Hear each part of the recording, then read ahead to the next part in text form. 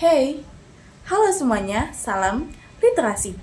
Kali ini aku hadir di sini untuk tantangan sepekan satu buku. Datang bertemu membawa senyuman, tanda hati ingin berkenalan. Kenalin, aku Ivana Yosepin, seorang murid dari SMA Negeri 2 Medan.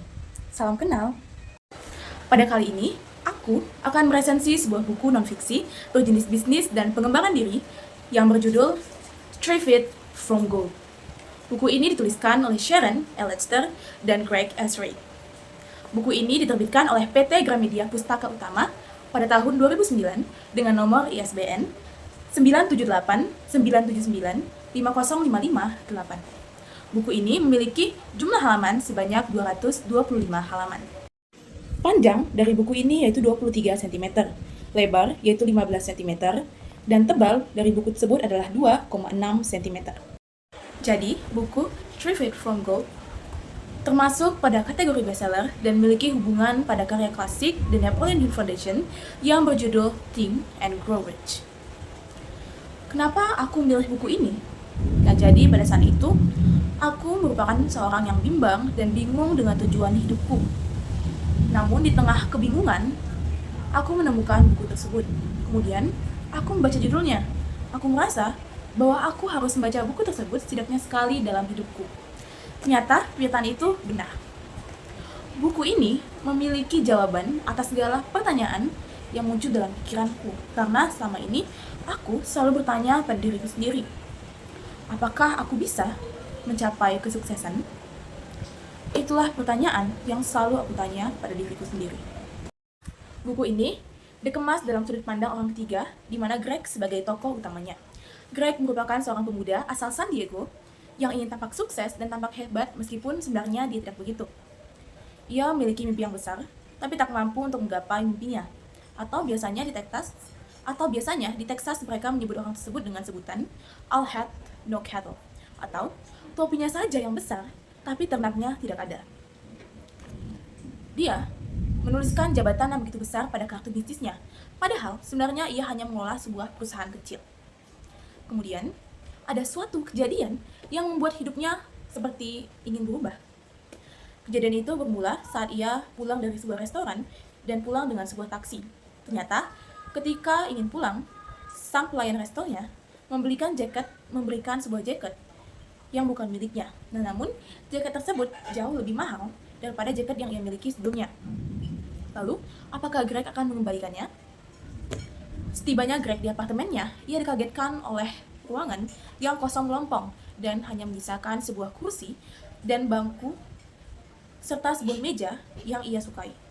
Ternyata, di atas meja itu bertinggal sebuah catatan dari kasihnya Mia, dan isi suratnya atau isi catatannya itu cukup menyakitkan hatinya. Dengan hati yang sedih, Greg kemudian menanggalkan jaket tersebut. Ternyata, terjatuh sebuah kartu nama dari jaket tersebut yang bertuliskan Jonathan Buckland. Jonathan Buckland merupakan seorang taipan bisnis terkenal yang begitu hebat. Lalu Greg kemudian tersenyum dan ia merasa bahwa ia memiliki sebuah peluang. Ia kemudian bertemu dan ingin mengembalikan jaket tersebut kepada Jonathan Buckland. Ternyata, siapa sangka bahwa pertemuan Greg serta Jonathan Buckland membawa kehidupan Greg menjadi semakin lebih baik. Ia kemudian bertemu dengan orang-orang hebat lainnya yang memberikan saran serta tips-tips untuk menjadi orang yang lebih sukses ke depannya.